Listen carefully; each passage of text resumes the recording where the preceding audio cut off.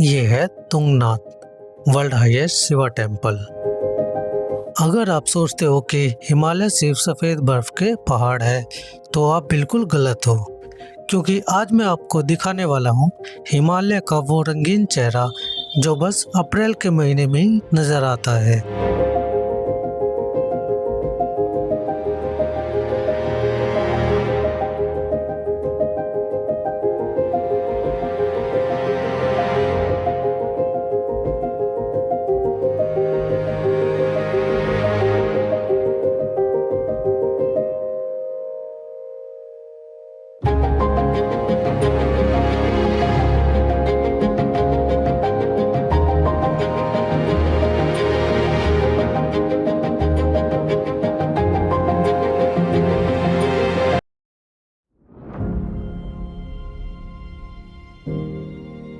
आज की कहानी ऐसी ही एक जगह की जो है दुनिया के सबसे ऊंचा शिवा टेम्पल और एक लाल जादू जो पहाड़ों को रंगीन कर देता है।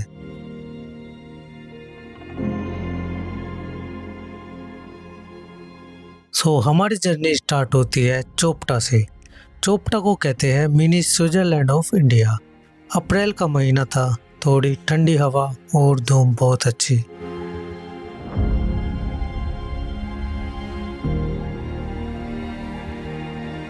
हर Har Mahadev, welcome back to my channel. और आज की ये कहानी है मेरी तुंगनाथ और चंद्रशिला ट्रैक की।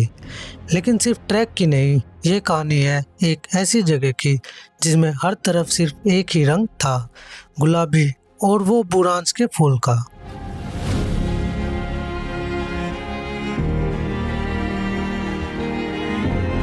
यहाँ से ही शुरू होती है हमारी 3.5 किलोमीटर की क्लाइंब, तुंगनाथ टेम्पल, जो कि दुनिया का सबसे ऊंचा शिवा टेम्पल है। हमें उस तक पहुंचना है। बात आसान है लेकिन थोड़ा ट्रेडिशनल लग सकता है, पर आगे आपको पता चलेगा ये ट्रेडिशनस टोटली वर्थ इट है। और तभी कुछ स्टेप्स के बाद ही मैंने देखा पहला बुरांश का पेड़।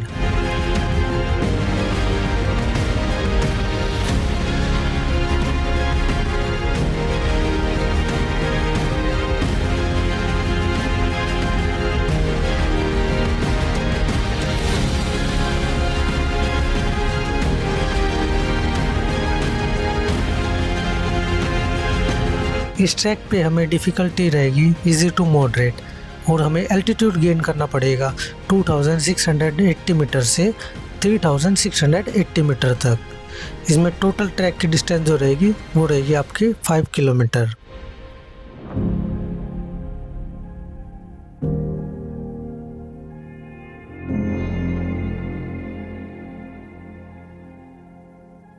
और फिर ट्रैक करते करते लैंडस्केप बदलने लगते हैं, पेड़ कम होने लगते हैं और नज़ारे वाइड ओपन होने लगते हैं।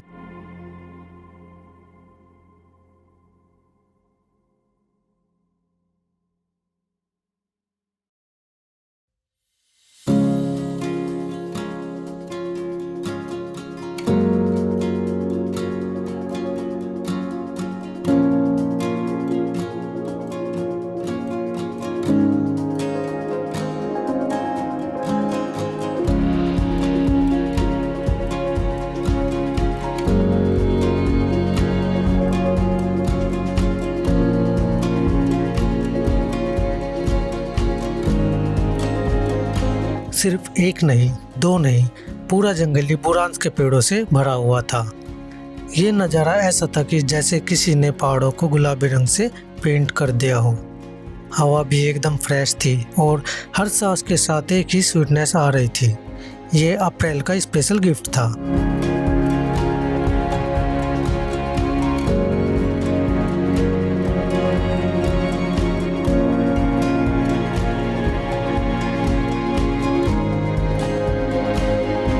जरा देखो इन रंगों को। ये बुरांस के फ्लावर न सिर्फ दिखने में अच्छे हैं बल्कि इसका जूस भी बनाया जाता है जो एनर्जी देता है। मैंने भी एक लोकल भैया से पिया और फिर क्या, एकदम refreshing.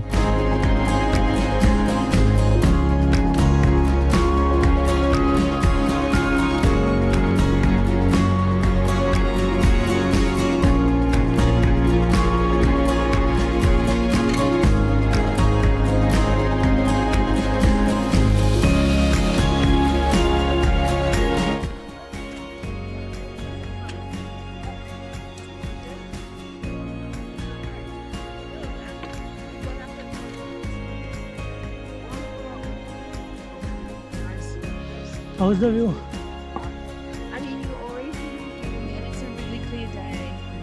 You get to see Fantastic. the other mountain range and the highest mountain.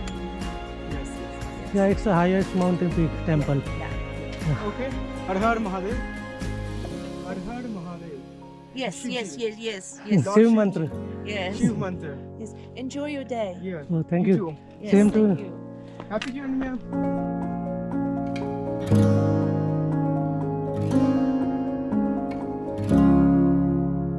ये मंदिर सिर्फ पहाड़ों पर बना एक बिल्डिंग नहीं है। ये एक कहानी है जो 5000 साल पुरानी है। कुरुक्षेत्र की लड़ाई खत्म हुई, पांडव जीत गए, लेकिन उस जंग में उन्होंने अपने ही भाई, बंधुओं, गुरुओं का वध किया था। इस गो हत्या या ब्राह्मण हत्या के पाप से मुक्त पाने के लिए वो भोलेनाथ महादेव के पास पहुंचे, क्योंकि शिव ही एक ऐसे देवता है जो भक्तों के सारे पाप धोते हैं। जब पांडव हिमालय की तरफ आए तो शिव जी ने एक मूर्ति का रूप लेकर एक बुल यानी बैल बनकर गुप्त काशी के क्षेत्र में छुप गए। भीमसेन ने बुल को पकड़ा, लेकिन शिवजी धरती के अंदर ही चले गए। पीठ का हिस्सा यानी कि बैक पार्ट केदारनाथ में, भुजाएं मध्य महेश्वर में, नाभि रुद्रनाथ में और बाल कल्पेश्वर में प्रकट हुए। और सबसे इम्पोर्टेंट, जिस जगह से बुल का चेस्ट और हेड का हिस्सा दिखा वही स्थान है आज का तुंगनाथ।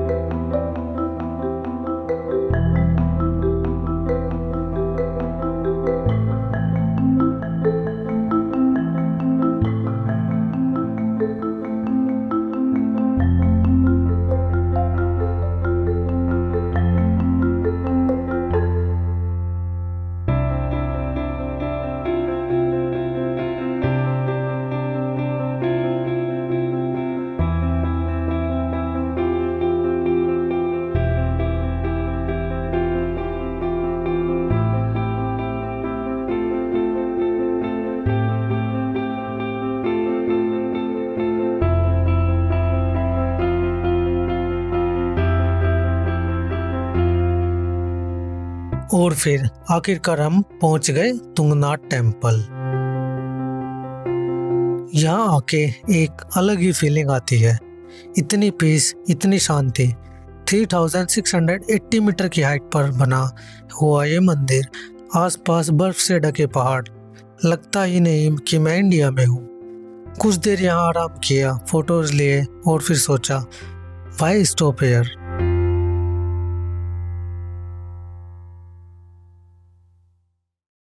क्योंकि यहाँ से शुरू होती है असली चैलेंज। तुंगनाथ से 1 किलोमीटर ऊपर चंद्रशिला पीक। ये लास्ट 1 किलोमीटर थोड़ा टफ है क्योंकि स्लोप स्टीप है और ऑक्सीजन कम है, पर हौसला रखना पड़ता है। फिर रास्ते में मुझे एक भैया मिले जिन्होंने मुझे बताया केदारकंठा ट्रैक के बारे में। वो रात को 2 बजे स्टार्ट होता है। 2 बजे? वो तो कैंपिंग वगैरह वहीं कराते हैं। तो वही है साथ। हम्म। ताल मस्त है वो वहाँ पे। हाँ, जोड़ा का तालाब। एक्चुअली जब यहाँ से करते हैं ट्रैक तो फर्स्ट स्टॉप सांकरी जो है वहाँ रहता है। 4 बजे वहाँ पहुँचे, सो गए। फिर अगले दिन जोड़ा का ताल तक गए 4 किलोमीटर, फिर वहाँ स्टे करा। फिर नेक्स्ट डे सुबह जोड़ा का ताल से बेस कैंप तक करा, थर्ड डे। और उसी थर्ड डे की रात को 2:30 बजे उठ के ऊपर पहुँचे समिट पे। डाउन आए, फिर एक हर की दून नहीं, एक हर गाँव है वहाँ पे। अच्छा अच्छा। हर गाँव साइड है वहीं पे, हर गाँव साइड में ठहरे। और 5th डे डाउन सांकरी आए और सीधा देहरादून, ऐसा बनता है। कितने दिन लगता है? हाँ, बट मैं 8 हो गए। हाँ। 9 को उनके लिए वो जो शौक है रुकने वगैरह का। पर वहाँ गाइड कंपलसरी है, और ग्रुप ले जाते हैं वो तो वो अपने हिसाब से करते हैं। चलो ठीक।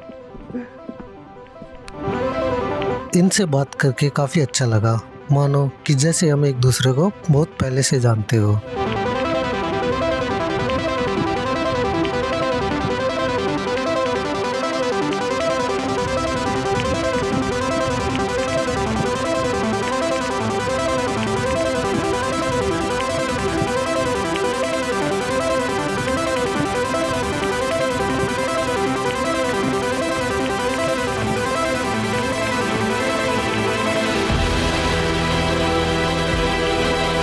हर स्टेप के साथ सांस फूल रही थी, पर मेरे दिमाग में बस एक ही बात थी कि पीक पर क्या व्यू होगा।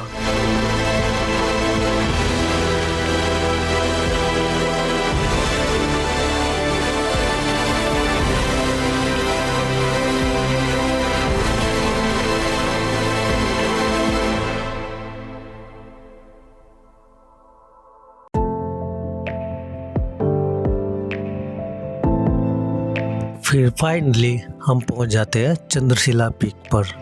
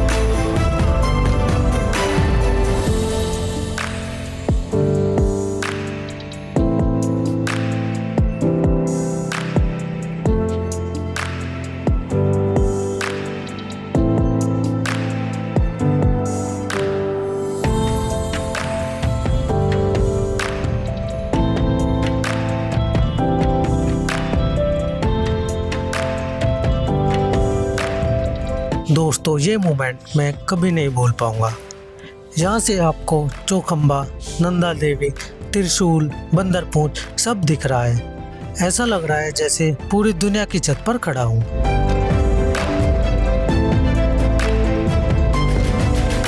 नीचे देखो तो वो भूरांच का जो गुलाबी जंगल भी नजर आ रहा है।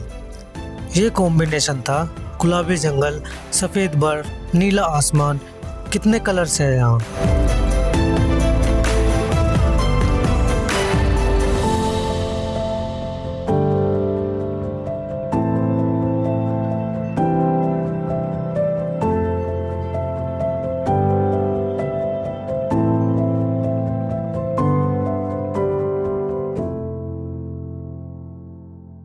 इन पिक्स को देखकर लगता है कि मानो वक्त थम सा गया हो।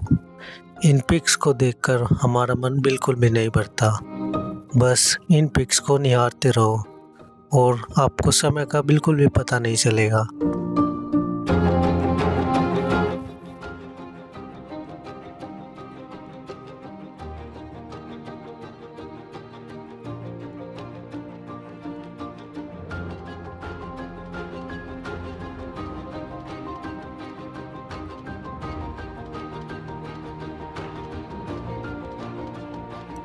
तो दोस्तों, ये थी मेरी अप्रैल की तुंगनाथ ट्रैक की कहानी। अगर आप भी सोच रहे हैं कि अप्रैल में कहाँ घूमने जाएं, तो ये ट्रैक आपकी लिस्ट में टॉप पर होनी चाहिए। तो कैसी लगी आपको ये रंगीन कहानी, कमेंट में ज़रूर बताना। और आपको ये व्लॉग अच्छा लगा तो लाइक करना, शेयर करना और चैनल को सब्सक्राइब करना मत भूलिएगा। और घूमें, खोजें और स्टोरी बनाएं। फिर मिलेंगे अगले वीडियो में। तब तक के लिए हर हर महादेव।